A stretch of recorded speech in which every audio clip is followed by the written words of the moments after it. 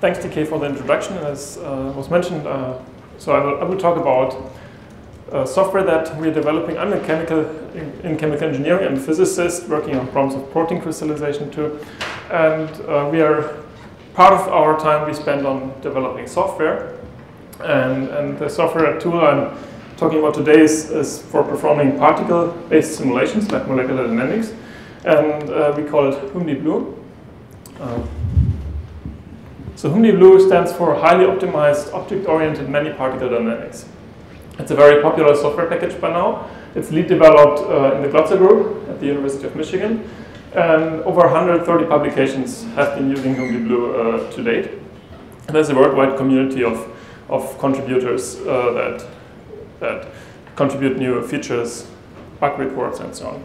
So HOOMD-blue, as every other open source package, has a website. It comes with documentation online, and you can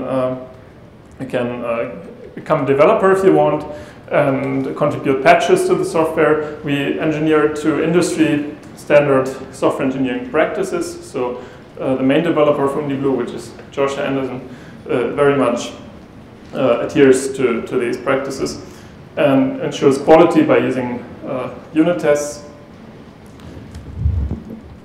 HOOMD-blue 2.0, that's the latest release, which came out barely a month ago, features new packages, and one of these packages is a hard particle Monte Carlo toolkit, HPMC, and the other package is a discrete element method, allows you to integrate anisotropic particles with hard shape in molecular dynamics. But also the molecular dynamics part itself comes with a list of new features, and some of them I will be talking about today, which is an algorithm to constrain pairwise particle distances, keep them constant. Another extension of the existing framework for rigid bodies, which now works in a way that rigid bodies are mapped on single particles and are supported with MPI. We do support electrostatics with multi-GPU runs now using MPI, and also in a single job script it's now possible to call initialization multiple times. That allows you to use Jupyter, for example, for running HOOMD, IPython that is, and also you can run several simulations simultaneously in the same job script. It comes with a new file format that is a binary file format for efficient storage of simulation data and reinitialization. So all these features appeared in the latest release. But apart from that, there is also a lot of bug fixes, of course, and some comments have been deprecated, some have changed syntax. So I'm interested in particularly in using simulations to computationally engineer biomaterials. And the design strategy can be broadly summarized as follows. So we start with some protein structure, in this case, for example, a GFP molecule, and we're interested in performing a self-assembly simulation where we look for formation of higher order structures from these protein molecules into aggregates or protein crystals, and these can be then computational models for real materials that can be realized in the lab. Such as functional biomaterials, which could be fluorescent or which could be used as biosensors for detection of biowarfare agents, say. So this is the broad concept of my research project. But let me now go back to the software and give you a rundown on molecular dynamics. So molecular dynamics means that we iteratively solve Newton's equations of motion for a collection of particles. And here particles can mean single particles like the blue ones, or even extended objects like rods or cubes or polyhedra. And the idea is to iterate, to advance the position and velocities of these particles every time step, computing the interactions between the particles using the interaction potential, and then computing the positions and velocities or orientations and angular momenta if you have anisotropic particles at the time step plus the delta t. And the most compute-intensive part is, of course, computing these interactions every time step. So that is achieved by typically taking a so-called cutoff or short-range potential which is cut off at some distance, which means that we don't have to take into account all the pairs in the simulation, but only those which are in the vicinity of every given particle. And in practice, this is implemented on the GPU as follows. So we construct a grid, a cell list, in which we sort the particles into. And then to look up the neighbors of a particle, we just look into that grid, which neighboring cells contain the particles that are in my cutoff sphere for a given particle 1, say. On the GPU, the idea is that we map threads onto particles. That is, one particle can be one thread or n threads. Every thread is executed in parallel and iterates over the members in parallel is looking for neighbors of the particles in the cells. Then in the neighborless construction, the same idea applies. We look for neighbors of every particle in parallel using up to n threads, and n can be a number up to 32, and execute in parallel. Then the pair first computation, same principle applies. Every particle is a thread or n threads, and in the integration, every particle is a thread. So the take-home message here is really parallelization of molecular dynamics on the GPU is a rather straightforward task. You just assign n threads to every particle in the simulation. Also, I recently worked on extending this GPU molecular dynamics to domain decomposed simulations, where when we have a very large system, then we can apply spatial domain decomposition between subdomains of the system. And the idea is here that every domain has a boundary layer or ghost layer, which we learned about already in the previous talks. And particles which reside in that ghost layer, which is a thin slab around the boundary of every domain, are communicated to the neighboring domain. And that way it's ensured that forces are correctly computed for the particles in the other domains. And of course, particles leave and enter the domains. That allows us to ensure that the total particle number is constant. So with this domain decomposition and some optimizations which we applied to HOOMD to ensure strong scaling, we were actually able to demonstrate strong scaling on up to 1024 GPUs. And we tested it for a system of Lennard-Jones particles of 10 million Lennard-Jones particles here, and observed that scaling is approximately linear for 32 to 64 GPUs, and then at some point saturates off but continues to over 1,000 GPUs. And what also is apparent here that HOOMD-blue, with a number of strong scaling optimizations applied, performs about a factor of 2x better than LAMS, which is another popular MD package on GPUs. So that confirms that we are basically using the right optimizations, but also in the limit of very large node counts, the two packages approach each other, which says that in the strong scaling limit, basically there is no particular benefit of using this or this optimization. It comes into the regime where hardware is actually contributing in many overheads.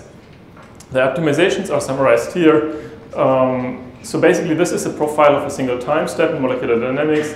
And the idea is to keep the data device resident and only move it between the GPU and the CPU whenever it's necessary. That is particularly when their particle data is packed into a send buffer, then it's communicated to another processor, and it's unpacked here. And this packing happens on the GPU too. We also tune our kernels using an auto-tuning algorithm, where the best runtimes parameters are selected at runtime, and that ensures that it always runs with optimal performance.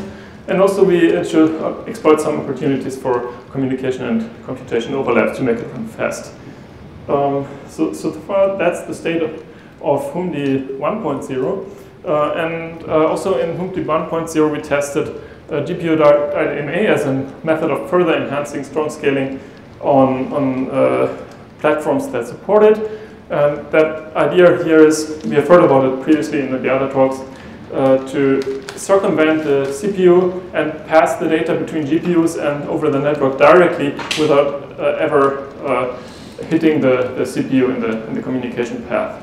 And so that indeed works to a certain degree very well.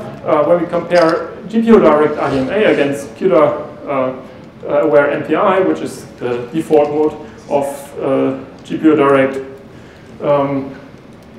then we see that GPUDirect RDMA actually gives us about 100% benefit over GPUDirect 2.0, CUDA over MPI.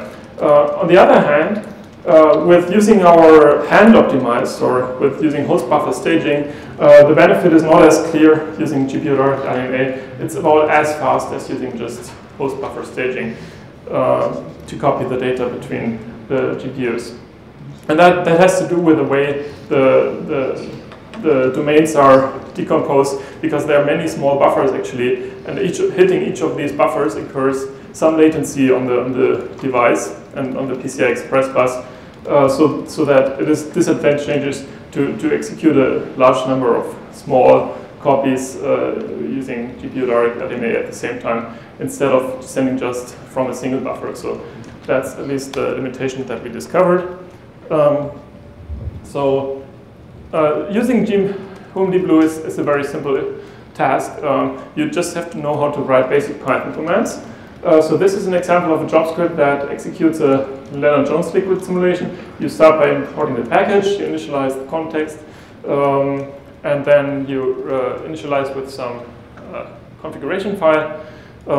Next step is to set up the neighbor list and to define what's the pair potential acting between the particles and what the interaction strength between the particles is. And you define the time step here by setting up the integrator, operating on all the particles in the system, and you define that you use the launchable integrator here, and then you run it for 100,000 time steps. So this is a kind of minimal job script for a Lennard-Jones liquid.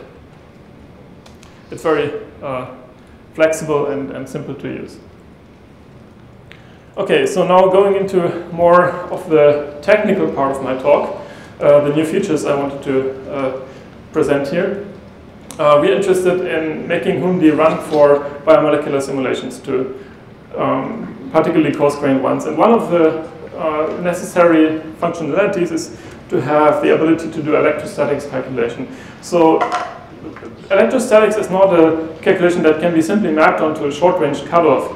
And the reason for that is basically when you introduce a cutoff sphere around a particle pair, then if that sphere would be in a homogeneous background medium, as an assumption, then this medium would induce a polarization on the sphere, which exactly counteracts the polarization you induce due to that particle pair in the cutoff sphere. So in order to circumvent this, you could say, okay, I just take that counteracting field here and add it to my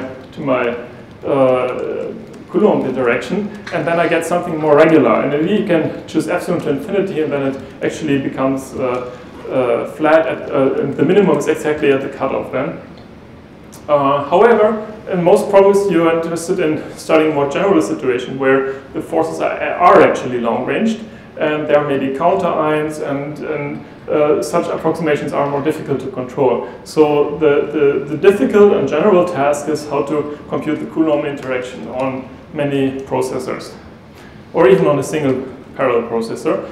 And so the standard idea employed here is the evolved summation, which makes the assumption that you can split 1 over r into two terms where it's 1 over r times some function of r plus 1 over r times 1 minus that function of r. So that seems simple enough, and the function of r is typically this. So this is the bare Coulomb potential, and the function of r that we choose is the complementary error function. It's a sigmoidal kind of function. And that enables us to split the computation into a short-range part, which we can control with a cutoff, and into a long-range part, which we can actually express in terms of Fourier modes. And this already suggests that the solution which is usually employed to compute the long-range part, which is to do a Fourier-based analysis for the density for the charge density on a grid. So this is the usual way of computing the Coulomb interaction using the so-called particle-particle, that's the short-range part, and particle-mesh, that's the long-range part technique. It proceeds as follows. First you assign charges. So just looking at the particle-mesh technique here, it proceeds as follows by assigning charges to the grid, and then Fourier transforming that grid gives you the Fourier transform charge density. And next step, you solve for the potentials by basically multiplying the grid with a function of k, which is a local operation, and then you invert the fields to get the real space field values, and in the last step you compute the particle forces by interpolating back using that inverse Fourier transform of the field. So that's basically the 5-step procedure that has to be done every time step in the molecular dynamics simulation to compute the correct long-range part for the particles. And the most compute-intensive parts, of course, are these Fourier transforms. So that's what we're looking at when we want to, what we're looking at speeding up when we want to do it in parallel. A brief reminder on Fourier transforms. So as we are probably familiar, all of us, the discrete Fourier transform can be sped up using the fast Fourier transform, and the idea here is that the discrete Fourier transform is just this mode sum or an input vector xj with some exponential weighting factors with an imaginary argument, e to the minus ijk times 2 pi over n. And so we can split this sum into two different sums, and the idea here is divide and conquer.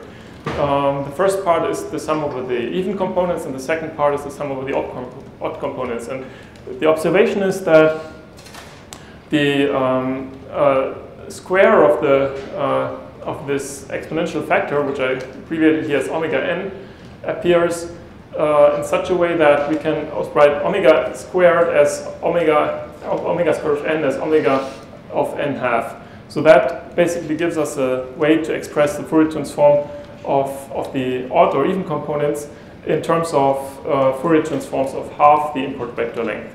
And that's the idea of the divide and conquer algorithm. And if you look at this formula for expressing this in terms of two separate Fourier transforms, it very much looks like this diagram here on the right. So you take as input the half-length Fourier transforms, and then you add them or subtract them for these two terms of the sum to compute the new input vector of length n, and that looks like a butterfly. So that it's called a butterfly actually. And in honor of Adam Moody's talk, who talked about the Olympics, I thought that would be appropriate to mention this other type of butterfly. This is Michael Phelps at the Olympics doing the 200-meter butterfly. Okay. A standard FFT algorithm looks like that. So you have an input vector, you iterate over the length of the butterflies, and you do it recursively by taking the input of the, basically doing it recursively. And then at the end you get the output. So that's a very simple application of this divide and conquer algorithm, but in practice we don't have recursive algorithms. Oops. And we want to do it iteratively. And the way to do it iteratively is to prepend a bit reversal at the beginning. That is because in doing one stage of the divide and conquer algorithm, we actually flip the LSB, the least significant bit, with the most significant bit, and that results in a bit reversal. So if we want to do it iteratively, we have to first do the bit reversal and then iterate over the stages of the algorithm, and then we get the correctly ordered output element. Now, next up is doing that same thing, but how to do it in parallel. So this was a sequential algorithm, and the realization here is that we have two different ways of assigning data onto our P processors. The first way is just to assign the data elements, in this case 10 elements, in a block distribution fashion. So we take n over p, where n is the number of data elements and p is the number of processors, and take the ceiling of that, and that would be, for 4 processors, that would be 3, and put 3 data elements on the first processor, 3 data elements on the second processor, and the next 3 data elements on the third processor, and on the fourth processor we put the remaining one. So that's a block distribution. The opposite of that is a cyclic distribution. When we take when we distribute the data elements in a cyclic fashion onto the processing elements, that means the 0th element on the on the 0th processor, the first element on the first processor, the second element on the second processor, third element on the third processor, and the 4th element again on the 0th processor, and so on. So that way, we can already see that these two distributions are optimal for two different kinds of butterflies, where the block distribution is optimal for butterflies that are actually local, that is shorter than the number of elements on a processor. And the butterfly range for the cyclic distribution is such that butterflies are local when the butterfly length is greater than twice the number of processors or equal to the number of processors. So from that emerges a strategy. So we start with something like a block distribution where we do the short-range butterflies, and we want to end with the cyclic distribution to do the long-range butterflies. Now, in some situations, it may occur that when p is greater than n over p, there may be an intermediate range where neither the block nor the cyclic distribution makes a certain butterfly of length k local.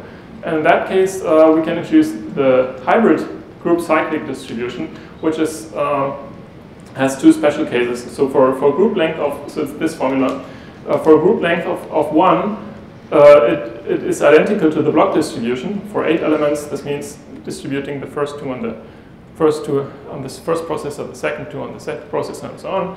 And for 4, it's equal to the cyclic distribution, but for a group value in between, it actually amounts to distributing 2 blocks of 2 cyclic distributions onto 4 processors.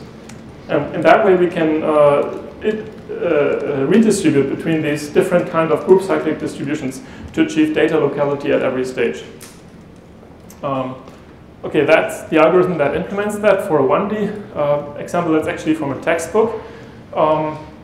So you iterate over the stages of the butterfly, and then at every time where the group cyclic distribution is it has a cycle length, a group length that is smaller than the number of processors, it is reduced further by multiplying with 1 over n over p, and then we redistribute to a new group cyclic distribution of different group length c. Okay, so how does this play out in practice? So I implemented this group cyclic distribution as a way to compute the FFT and optimized the local butterflies of that calculation using the NVIDIA Craft library. I did generalize that to ND transforms using a vector radix approach, and implement the redistribution algorithm using MPI auto all V construct. And all that is available open source as a library on that web page. And only currently the only supported mode is single precision. So here I show you a benchmark of proteins aggregating, and the proteins have 2 sides which are oppositely charged, so you cannot see that, but that's the system. And so oppositely charged proteins like to aggregate together and form these blobs, basically. So that is not a really physical simulation, it's more like a benchmark, and there's no solvent in that system either. So how does it perform? First of all, on a single GPU, that's a baseline of using 1 GPU. It runs at some number of time steps. And then we can use more GPUs to do the domain decomposition and the distributed Fourier transform. And so first we see that for this problem size of 128 grid cells and some box size, the performance drops when going to 2 GPUs. It becomes better when we are at 8 GPUs, but actually it peaks at some 32 GPUs. So that shows us that we don't get anything from just using 2 or 4, a factor of 2 GPUs more. We have to try to go to the limit where it scales out. And it's not a great performance, so it's more like an embarrassing plot, I have to say. It does scale for larger grid sizes, like 256 along every edge. But then also the absolute dip for performance is pretty pretty slow. So that means I don't think I did a super great job on optimizing the electrostatics calculation, but it does demonstrate that you can use electrostatics in a way that meshes well with domain decomposition, and that you can map the domain decomposition onto the three-dimensional Fourier transform and distribute it among several processing elements. And I think what needs to be done here is to do really in-depth optimizations to eke out better performance out of this algorithm. And I looked at the profile trace here.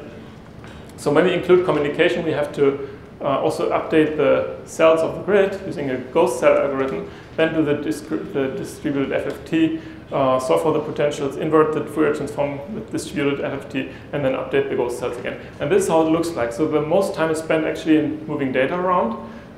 This is for a data package of typically like 2 megabytes, and that uses 615 microseconds. So that's a long time for a fast algorithm.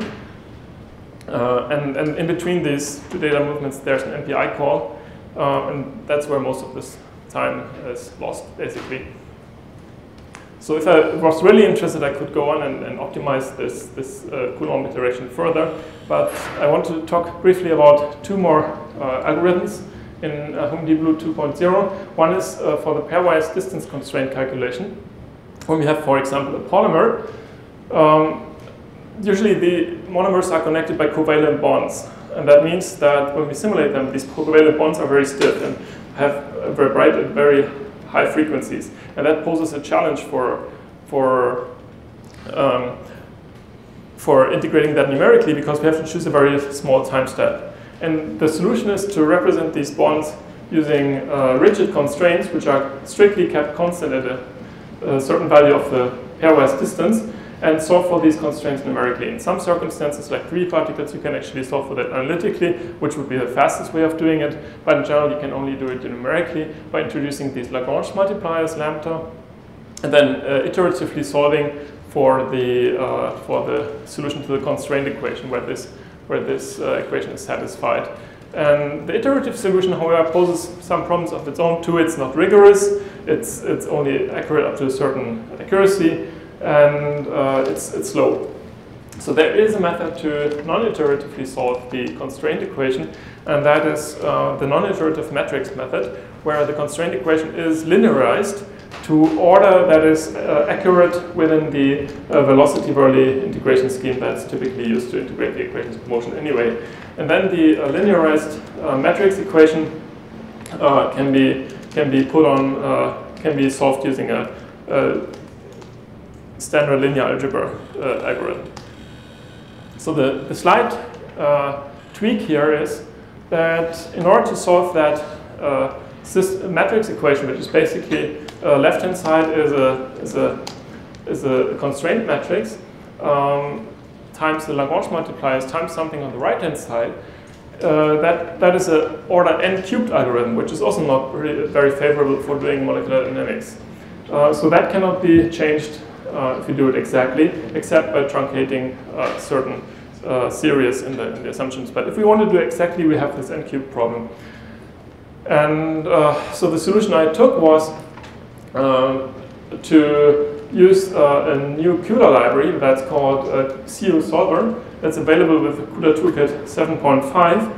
And that actually offers a method to refactor a sparse matrix, which we want to decompose in the QR decomposition, when the number of non-zeros, or the location of the non-zeros in that matrix doesn't change. So this is the case for our problem. The constraint topology remains fixed throughout the simulation. Only the values of the matrix at the places where the matrix is non-zero change every time step. And then we can actually just generate the general control flow of a QR decomposition once, and then update the values every time we have a new constraint distance. And that allows us to quickly solve this system of equation on the GPU. And just to demonstrate that it actually does work, so this is with the CU Solver RF method. So there we have some 140 timesteps per second performance. And when we use eigen eigenlibrary on the CPU instead, that immediately cuts the performance almost into half. So that demonstrates that this refactorization actually works very satisfactorily. And it scales well, which I don't demonstrate here, but there's nothing special about the scaling properties. Finally, let me briefly talk about the support for composite bodies. So in HOOMD 2.0, we map composite bodies of several constituent particles onto single particles. And these are tracked as follows. So, so the idea is that the single particles can be integrated using the standard integrators of HOOMD. And they are laid out in memory in such a way that we start with a central particle for each rigid body first, then come the constituent particles, and then comes the next rigid body's central particle and its constituent particles. And there can be non-rigid particles in between. The only condition is that the order of the constituent particles is exactly ascending, and as you define it in JavaScript. So this is the general flow of doing rigid body simulations. Every time step, there's some communication in blue here, where we communicate first the ghost particles, then we use those ghost positions to update the constituent particle using the updated central particles. We compute the forces, we again back communicate the forces, and then we sum them up and integrate in the final step. So that involves a little more communication than usual, but it's not different from using a short range potential after all. And that becomes apparent if you look at such a rod here. Of 5 constituent particles. So the trick we do to communicate this object is to extend the ghost layer by the diameter of the molecule and add to that the range of interaction of the standard, say, Lennard-Jones potential. And with that, the composite bodies can actually be implemented on MPI, and I'm showing you how that works in practice. So this is a benchmark of using rods of 5 particles, and this is the entire benchmark script used to run the simulation on the right. First I show you the simulation, so it is basically plus and minus rods, where plus likes minus, and plus and minus are mutually repulsive. So they want to aggregate and form these strings and sheets of alternating positive and negative charge, I say here. That's actually a Lennard-Jones potential. And on the left, you see what's needed to implement the simulation using the new composite framework, composite body framework. So at some point, you specify that you add the types for the constituent particles. Then you definitely define that there's a rigid body of type A, which has 5 or n-beat constituent particles of type A constituent. And the positions of these particles are such that it forms a rod, and similarly you do for B. And when you define the pair coefficients between A and B and AB and constituent, you just specify that A and B are mutually attractive by using Lennard-Jones potential, or they are repulsive when they are of the same type. Yeah, that's all that's needed to run the simulation, and it runs in MPI as well. Okay, finally let me conclude with outlook on the Pascal GPU. So NVIDIA, before it released or announced P100, they benchmarked our software on their newest product. And by today, we still don't have that product in our lab because it's just so expensive. And so they found that HOOMD-blue running the HPMC benchmark for the blue decahedral was actually like a factor of 32x faster than relative to MPI on CPUs, and it was significantly faster too than on K80s, and by a factor of, and you could scale it very well. So that's basically the first Pascal benchmark of HOOMD-blue. With that, I would like to summarize and thank you for your attention. So HOOMD-blue is a package that's flexible, it's Python-based, and runs on latest GPUs. All the major features of HOOMD-blue are available with multi-GPU support and API. In 2.0, we have electrostatics, we have distance constraints, and composite bodies available in multi-GPU mode. And HOOMD-blue is now primed for large-scale biomolecular simulations. And with this, I want to acknowledge this funding, and thank you again for your attention.